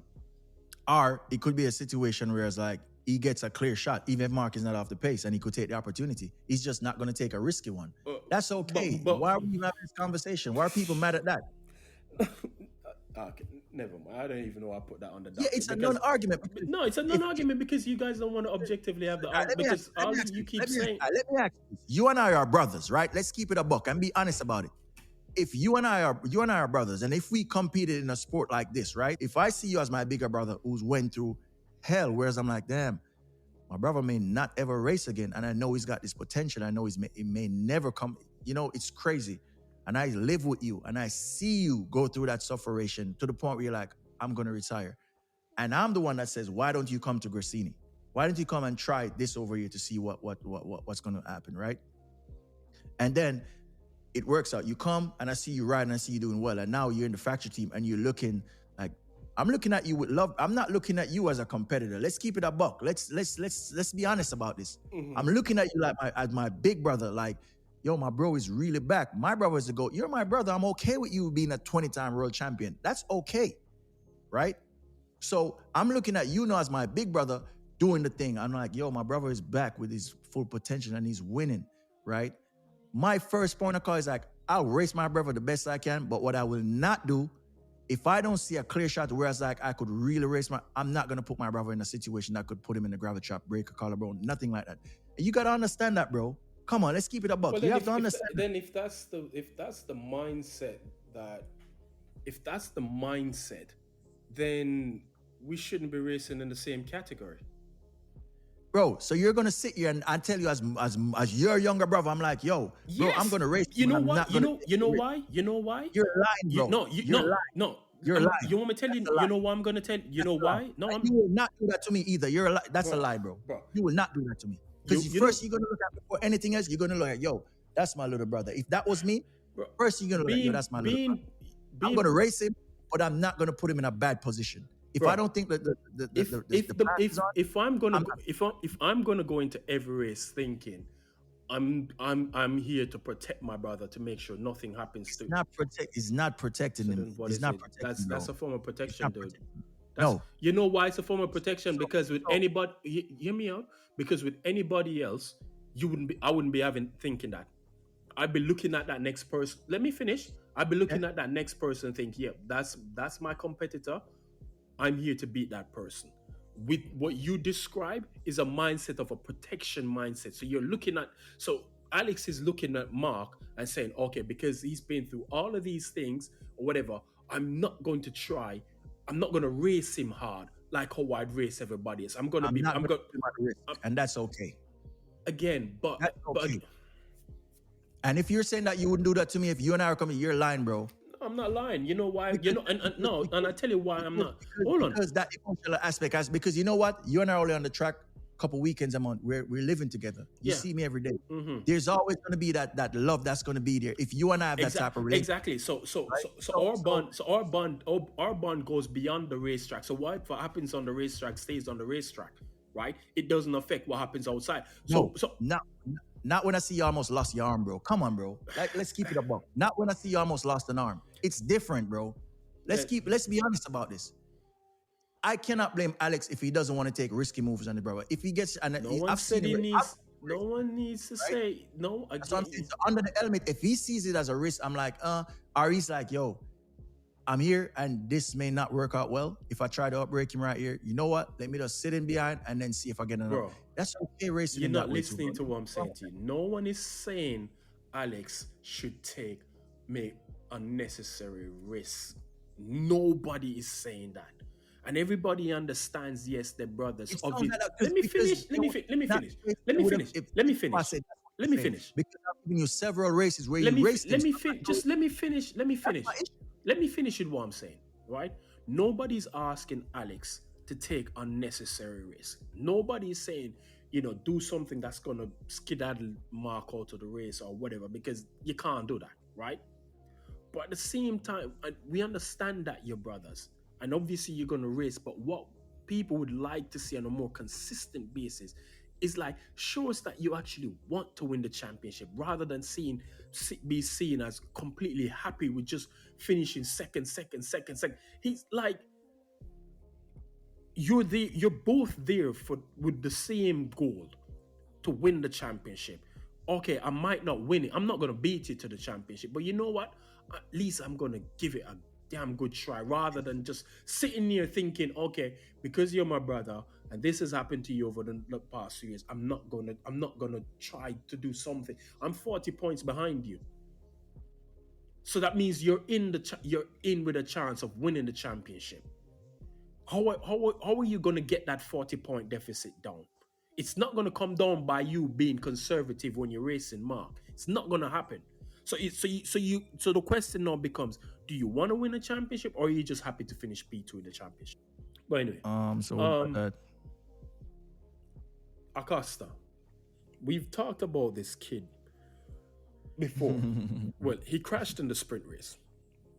Mm-hmm. I can't remember. I probably should start keep a count of how many times he has crashed this year.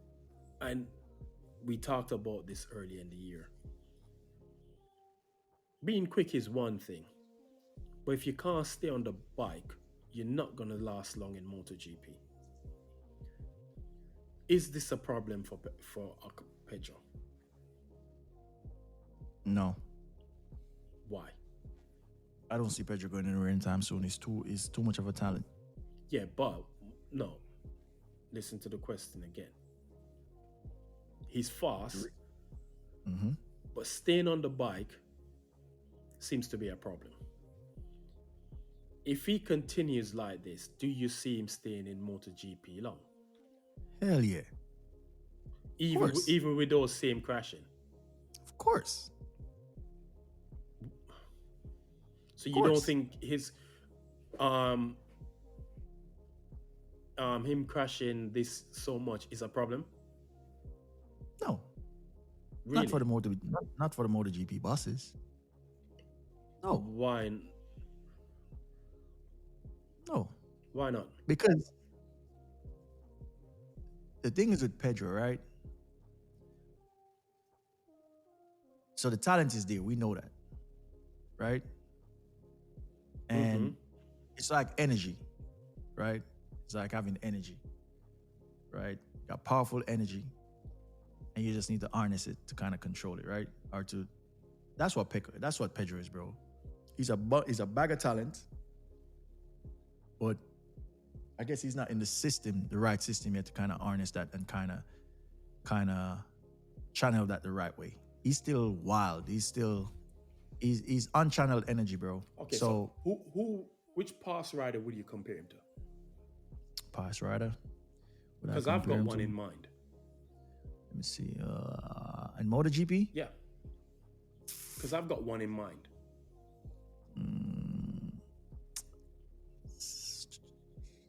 It's kind of tough for me because he's won both categories already. I don't know. Forget about winning championships in other category, but which past MotoGP rider was similar to that? Crashes a lot. Mm-hmm. In recent times, let me see. Yeah. In recent times, last couple of years. Last couple of years. Casey Stoner. Because if you go back and remember when Casey Stoner was on the Lucio Cecchinello Honda RC211V, that boy would crash like every race weekend. Go back and watch Casey Stoner when he was on that Honda. He was quick. So, but he was always crashing. He crashed Yes. a lot. So if that's your comparison, there's no way you think Pedro Acosta is not going to be on the MotoGP grid then. True. There's no way. But my thing here is Stoner was was in a satellite team. Acosta is riding for a factory team. Yeah, trash factory team. The bike is trash. Yeah, but this didn't just start this year. He was crashing last year as well. Yeah, but the thing is, when these teams are looking for riders, they don't care about the crashes. Why not? Because the crashes they could fix, that could be fixed, right? Oh, because the crashes are due to that rider's speed. But we do know that he has speed. Speed is not his issue. The thing is, you could fix a rider, right? You could fix our dialing. The rider could dial in crashing, bro. But you can't. Speed is a whole different thing, bro. But have you ever considered that by dialing them in for them not to crash, they lose that speed?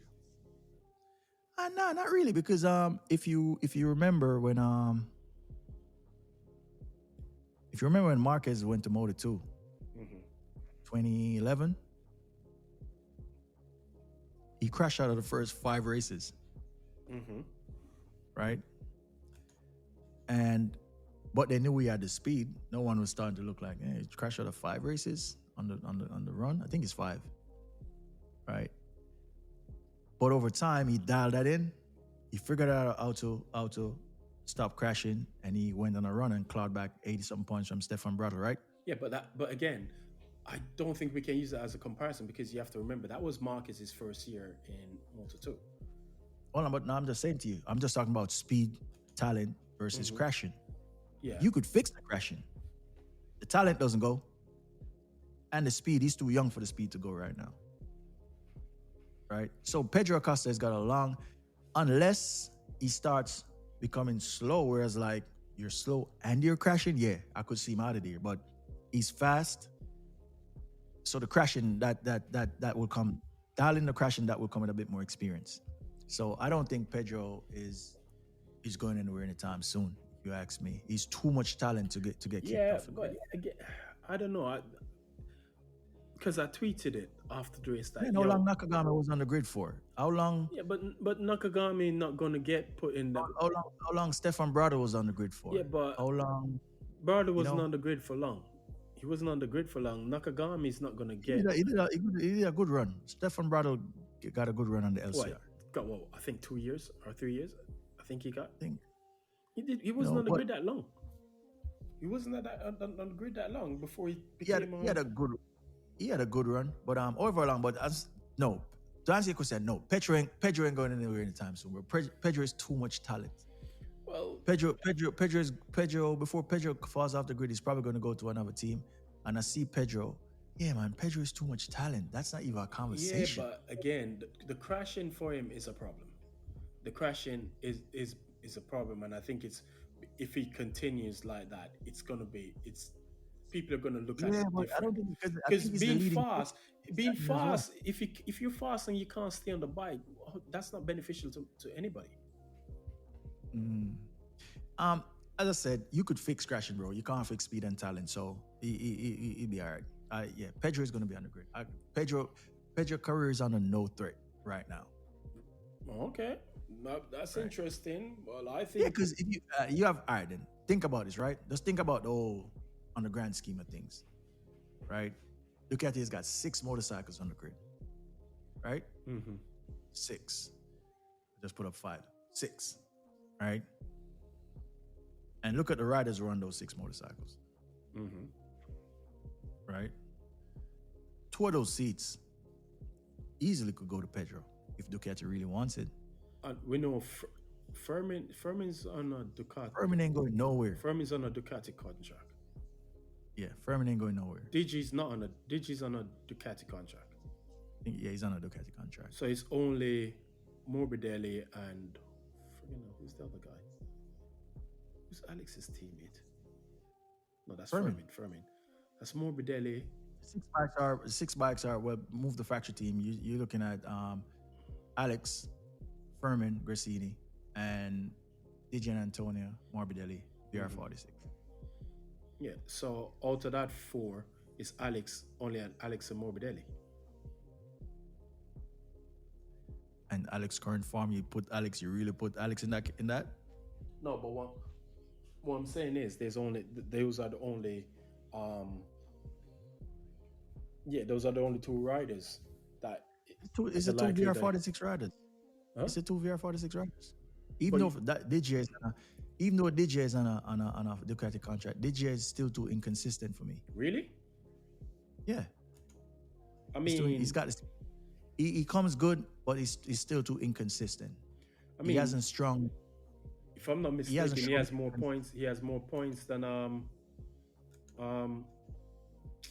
than Frankie. More podiums than Frankie this But year. Frankie's leading. Frankie's still fourth in the championship. Where the hell is this championship standing? I can never seem to work this bleeding website to see where the standings are, you know. I think it's Marc, Alex, Pecco, Frankie, Digia. Yeah, I can't for some reason this thing won't show me the oh yeah, here you go. Hold on. Yeah, Frankie's fourth. DG's what? Yeah, Digia. Fifth Yeah, he's fifth. He's only what 8 points behind him. behind Frankie. Yeah. So I said it to say, bro, Pedro could definitely get a Ducati ride. But Right. it doesn't sound like he And- wants a Ducati ride though. Unless he's stupid. Why would you want to go Ducati? I think Because bro, I think he's gonna want the same situation as Mark. If he's gonna go Ducati, he wants to go in a factory team. He doesn't want to go in a satellite team. Well, he's got to go through a satellite team. If an 8-time world champion should go to a satellite team, who you think you are? That's true. Yeah. You go even if Alex, because I think Alex is putting himself in the shopping window for a factory ride somewhere. I don't know where, but he's putting himself in the shopping window. Right? I don't I don't probably know where. because I've heard him make noise about the GP25 where he's not looking forward to riding that GP25 next year. Doesn't sound Right, like so- he's so. I mean, which factory team? I don't think he's gonna. He was at Honda, wasn't he? Yeah. He's not gonna go back to Honda. So Right. Hey, where man. could he go? So it's. This I mean, with depends on the chips, bro. with Martin looking to jump ship at Aprilia, could he end up in the Aprilia? Yeah, he could. The thing is, he could end up at Honda. Depends on the chips. You never know. But I'm just saying that. I say that to say Pedro could definitely get a Ducati seat. So it's just to answer your question that Pedro ain't going nowhere, man. Pedro is probably going to ride for at least 2 more teams before anything, before he leaves the grid. Well, he needs to fix that out because again, having all the talent in the world and being fast, but you're crashing every other race is not a good look. Period. And it's like that MotoGP, that Formula One thing. You can teach a fast driver how to race, but you can't teach to become a good race driver or something like that. I can't remember how it goes. But you can't make a slow driver fast. I think that's what they said. I can't remember. But either way, for the talent that Pedro Acosta has, he shouldn't be crashing so much because he's what? Is he behind? He's still a leading KTM. He's still a leading KTM. He's what? The next best KTM is Vinales on 54s, and so he's what 30 ahead of Vinales. And to what you're gonna say in MotoGP is as simple as this: you could teach a crasher to stop crashing. You could learn to stop crashing, but you can't teach a crasher to go fast. True. You know what I'm saying? So Well, Pedro is good, bro. let's see what happens. He can't crash at Assen this week though. Yeah, Pedro is good. If he crashes ain't in good, Assen this week, I need to go back and start check and see how many races he crashed out of this year, because I want to keep a track of it. Because that's not a good look.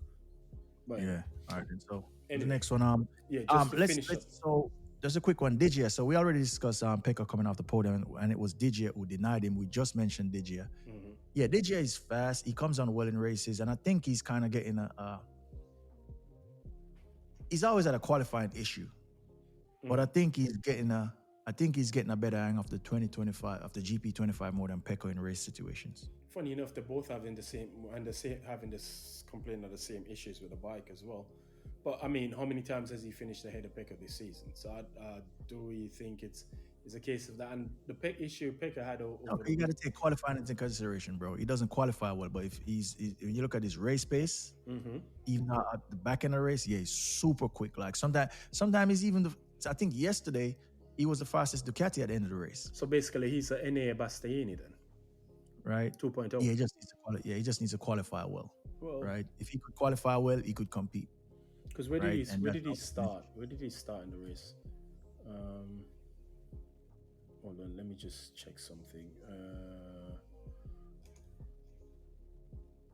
trying to remember where he started. Hold on. Yeah, so he qualified 7th. That's not bad. Yeah, but I think he kind of duffed up his start.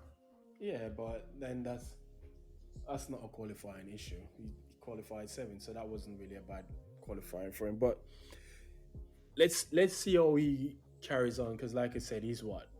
He's currently what? Behind Frankie in the standings.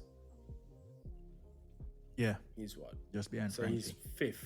He's 5th in the standings right now. So let's see how that one goes. Anyway, so right. just on a final note, the Marquez is the young protege Max Keeles finally wins his first race in Moto3 by a what? How much did he win it by? Close. Less than a tenth he won it by, which was a good race, because this is his 5th race, because he had to sit out the first 4 or 5 races. Was it 4 or 5? Yeah, he debuted at the first 2. So he debuted at Kota. So his 7th race, and he has a win under his belt. I think he's slowly getting up to speed with it. He qualified off the front row, right? Yep. And in all his races, this is the first time he's qualified off the front row since his debut. There you go. And he's following the footsteps of Marc, because he got his He got his first win in Mugello, just as Marc did, and I think he got his first pole position in Silverstone, just as Marc did, I think. Right. So he's following in good footsteps, and that's his mentor. So yeah, because we lost the Red Bull Rookies Championship, right? Yep, you told me. Yeah. You know how he lost it? No. Yeah, he got banned for 2 races at the end of the season. So he was a wild boy. Yeah, he made a crazy sweep across the track, and a rider ended up in a bad situation, and they banned him for 2 races, and which is why, after the race, when he said, that actually helped him, which so he's as I said preseason, bro, he's a talent to watch. He's a super talent as well. And which brings us on talking about race bans and all this stuff. It just catapults us right into Frankie Morbidelli and his shenanigans with Maverick. Yeah. So Frankie is becoming a nuisance, right?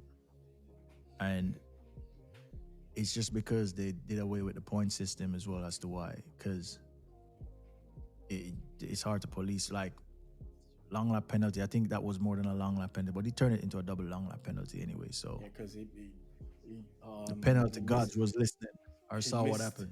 But hold on a second, I'm not sure that was the case, because there's no way that the long lap he had, he pretty much finished in the same. Where did he finish? Morbidelli. He finished 6th. Yeah, the penalty, it didn't make any sense. He should have gotten a more harsher penalty than that. Right? Yeah. That was reckless. Right? There was nowhere to go. He just literally just skidded him out the way. He's becoming a nuisance on the track. He's having this tendency to blocking people on hot laps. He's just doing a bunch of craziness. And for an experienced guy, and even after the race the other day, he didn't show any form of remorse. He's like, he wants to see the helicopter. Bro, you was on the bike. You saw that there was nowhere to go. Just put your hand up and just say you were wrong, bro. Right? Very rarely You know? you get that from them, do you? So You know, you got riders who will be like, yeah, that was my mistake. But morbidly, he's always trying to be, he analyzes himself out of stuff, bro. Right? He's just like, bro, you did wrong. And they need to bring a point system back. Because the last time the point system was used and the person who got penalized by it, they did away with it since then. who was the person? Rossi? Yep. That was from the incident with him and Marc in Valencia 2015 is when they sent him to the back of the grid and they went away with that system quick. Well, you can't disrespect. They need it back. You can't send the GOAT to the back of the grid like that. That's what I love with MotoGP. They have no qualms with who you are. They will disqualify you and they will race ban you. Yeah, but like you said, they got rid of it. They got rid of it, that system now. So. Yeah, but they need to bring it back. At least they used it. At least they didn't try to manipulate it. I could live with you trying to be like, you know what, let's use it and then just remove it rather than try to manipulate it. Mm-hmm. I'm saying we ain't trying to have no Abu Dhabi 2021, but yeah, no, we didn't even want to go there, but yeah. So yeah, he's becoming a nuisance. He needs to check himself. He needs to look in the mirror and stop with the foolishness, right? Because when he's not doing it in qualifying, he's doing it in the race or he's always getting involved with something. Yeah, for an experienced rider, that's just disappointing. Right, that's just disappointing. So let's see if he learn anything. But as I say, race bans work because it did work for Keyless. So he's a different guy now. He said it, right? Mm-hmm. And it's just like, let's see. All we got Aston coming up this week. Yeah. So on that note, just to wrap up, we have back-to-back race weekend. Aston, this is probably the best bike track. Actually, before honorable mention, we need to mention what happened at the end of the Moto2 race, man. Aaron Canet and Diego Moreira, that was a fight. Aaron Canet said, "You want fight? I'll give him fight." Yeah.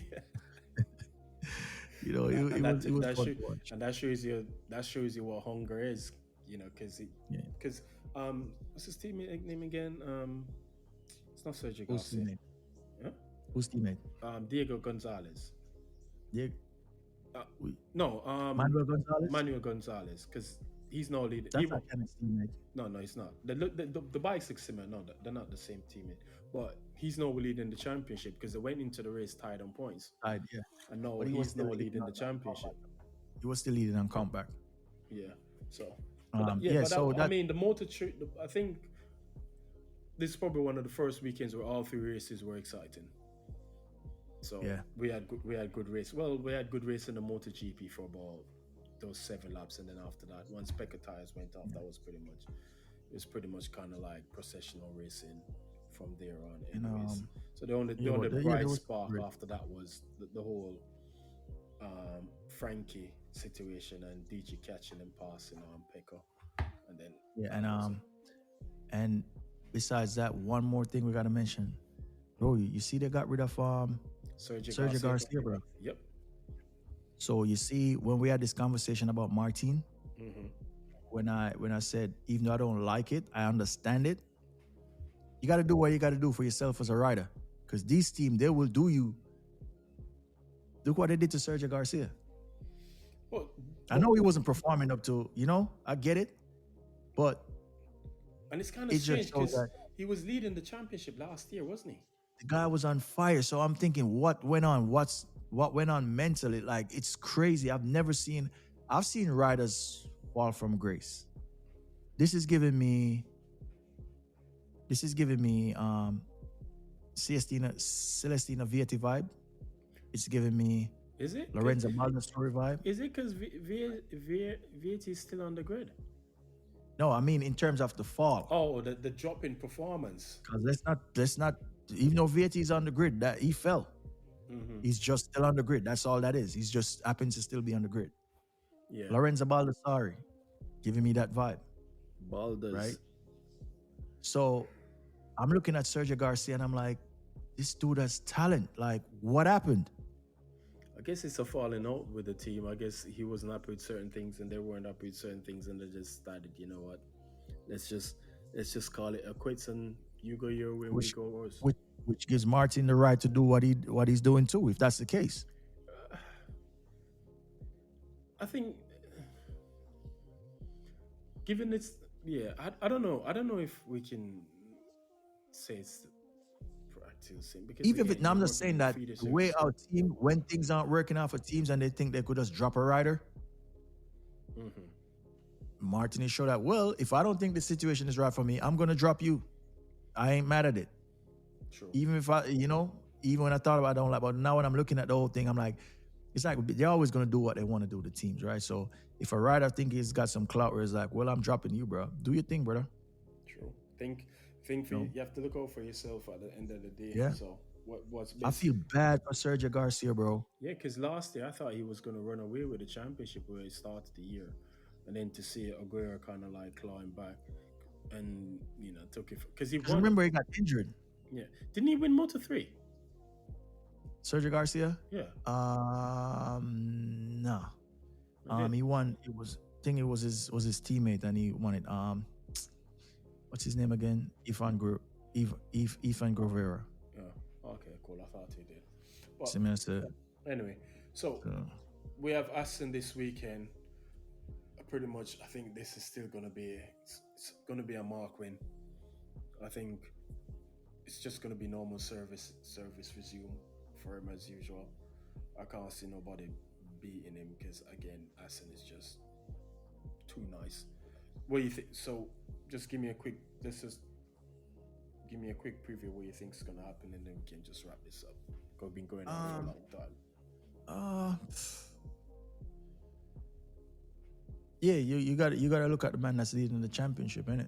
Mm-hmm. Barring any surprises, you can't. I don't think you could look past Marc. Nope. Just looks. The dude has been strong at every track except for the anomaly of Silverstone, and he was still on the podium. Luckily, that's what we talk about, right? So it's hard to look past him, right? Let's see. It's hard to look past him. Yeah, I at can't. this moment. I can't see. I think he's definitely, obviously, every racetrack he goes, he's going to be favorite anyway. So Yeah, I think he's locked in now. I think he's locked in. Whereas, like as I said, he figured out that him on new tires, full Heavy fuel bike. doesn't work.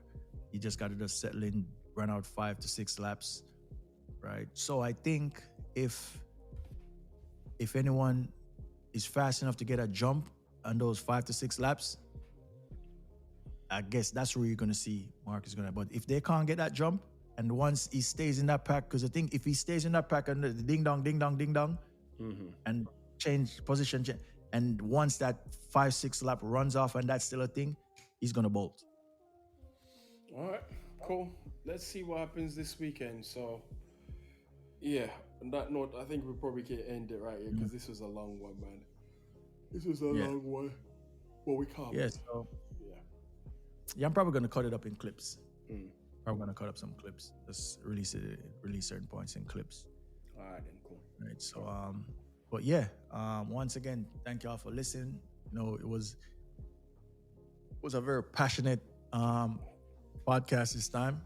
Marquez defenders. Regarding the Alex Marquez issue, right? But let's say there's two sides to everything. Some people see it one way, others see it different, right? And that's just what it is. That's everything in life, which is why you have the yin and the yang. You have night, there's day. It's just opposite, like that's just life, right? That's what gives life balance, actually, right? So, yeah, we're gonna be releasing that part more in clips and just over the time, right? So, but yeah, once again, thank y'all for listening to the Grand Prix Project.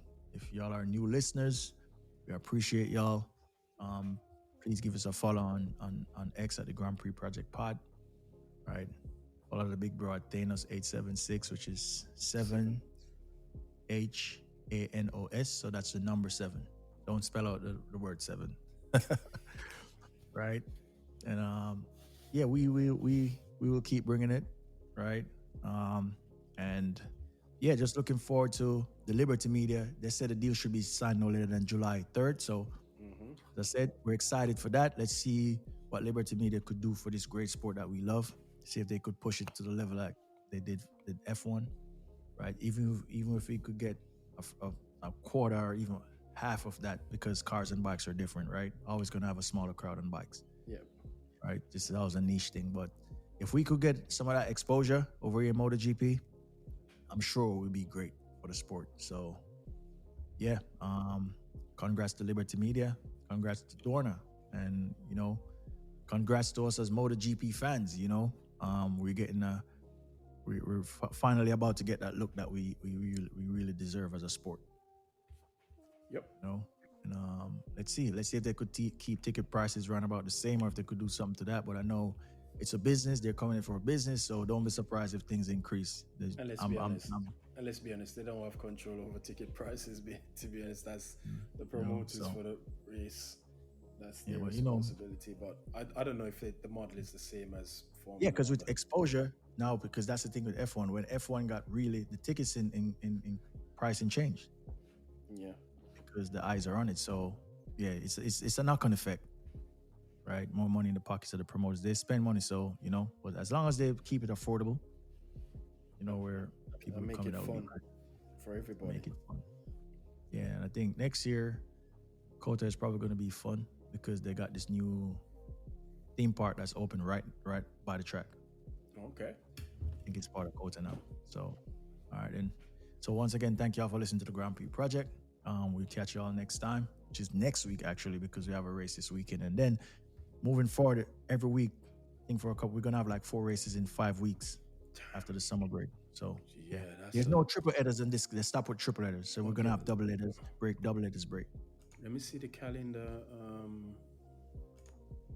So we have Assen this weekend. Yeah. So we have Assen, and then the next race. So from summer break after that, right? No, we have Germany from the 11th to the 13th, and then we have back-to-back Germany and Sachsenring. Yeah, then summer break. The summer break, and then we're back in August 15th, and then it's a triple header. Triple header? I thought we didn't have any triple header this year. Sure. Hold on, no. We don't have a triple header. No, sorry, my bad. I've got the dates mixed up. Yeah. Where do we go after the summer break? Is it San Marino? No, or is that after the summer break, they come back. It's Austria, Hungary, Catalonia. San Marino is September, weekend of the 12th to the 14th. Okay, so we have before the summer break. So we have Assen. So we have 3 races after the summer break. No, before the summer break. We have Assen. We have Assen, Germany, and Czech Republic. Okay, so that's going to be what, 12 races? Yes. By the time summer break? Yes. So and then we're going to have halfway. after that. Halfway. Yeah. No. Hold on. So that's after the summer. 1, 2, 3, 4, 5, 6, 7, 8, 9, 10. We're going to have 10 races after the summer. How many? It's a 22 race calendar. Why did I get 24? Yeah, probably thinking F1. Hold on. So that's 5, 10, 15. Hold on. Where's my maths? So we're at round 10. Okay. Yeah, it's 22 races. So 44 in total. Yeah, if you include the sprints. Yeah. So because the Czech Grand Prix, I think that's Sachsenring. That's round 12. So there's 22. You said, right? Yes. 22 so, race weekend, but in total 10 races after the summer break. So yeah, after the summer break, it's 10 races. If Marc cleans up going into the summer, bro, that would be wild. Right. I don't know where anyway, I don't know where you're going on. That's a championship. So on that note, we're going to end the pod this week. All right. And as you say, thanks everyone for tuning in and listening. And you can catch us again next week. We'll be dropping the pod this pod tomorrow, and we normally drop up the pods every Wednesday. So we're not the ones that do a pod straight after the race. That just seems like everybody's trying to jump be the first out. So we're just trying to be the last one out. Yeah, we know where we live, so we just take our position. Yeah, until we start knock some people off the ladder. Yeah, you know, and that's gonna come with y'all help. And as I said, please leave y'all feedback. As I said, because I know we got to go, but this is kind of unconventional for a MotoGP podcast, right? Mm-hmm. This is more. Ours is more like a sport, like a Stephen A. Smith first take, because it's heated. It's a bit loud sometimes. You know what I'm saying? Blasphemy. Because everyone is more around the table. Everyone is more around the table and having this, this logical conversation, right? And what do you think? But we kind of get heated because that's where we're from. That's the type of sports shows that we're used to. Away from a culture where our debates isn't, the most get heated. Yeah, you probably think we're fighting, but we're not fighting. Right. So yeah, hopefully y'all enjoying that aspect. It's something different for the MotoGP sphere, right? It's there's no other one like us. Definitely. Right? We treat it like it's basketball or football. It's heated. So once again, hope y'all enjoy it. We appreciate bringing it to you. Especially when one of the hosts is not a Marquez fan, so I'm saying I'm a MotoGP fan first, right? I just have my points out, I if he F up, he F up, like I'm willing to call that out. But just remember, and I Valentino Rossi is the GOAT. Just remember that. That's all. Yeah, in terms of popularity, you can't take that away.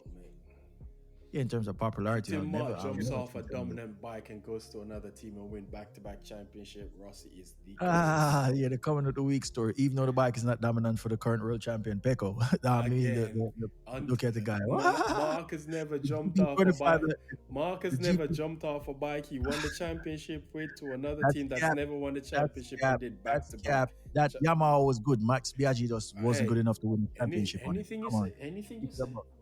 If that's what, if that's what you think, that's what you think. The same GP25 where y'all are telling me that Marc is doing the business. You see what I'm talking about? This is the type of shit that makes me get heated. This is a different. What we're talking about? This is a different thing. It's not good for Pecco. Marc is making. No, what I said was until Marc jumps off a bike that he won the championship with this year to a bike that's never won the championship the next year and then win the championship with that bike, can't have that good conversation with my goat. Sorry. Hey, I could say this loud. In terms of talent, Valentino is not as talented as Marquez. Hey. Let's just keep it a buck. Marquez is talented every aspect of motorcycle racing. Serial qualifier, serial winner. Like what? Come on. Let's just keep it a buck. Let's just keep it a buck. Anything you say. Rossi is the GOAT. And on that note, we're going to end the pod. Popularity, yeah, I will never take that. Because you know what? We're going to have a different conversation on this because we already know what time of day is when it comes down to that. Right? Valentino was just the first MotoGP superstar when media kind of picked up on it. So obviously he's going to be like, come on. So that's a whole different conversation. But yeah, once again, thank y'all for watching Grand Prix Project. You see, we almost went starting to a whole nother podcast. This is what we do because it's heated around here. Thank y'all for listening. Rossi's the GOAT. Wish. Popularity contest Rossi's winning. The Grand Prix Project podcast.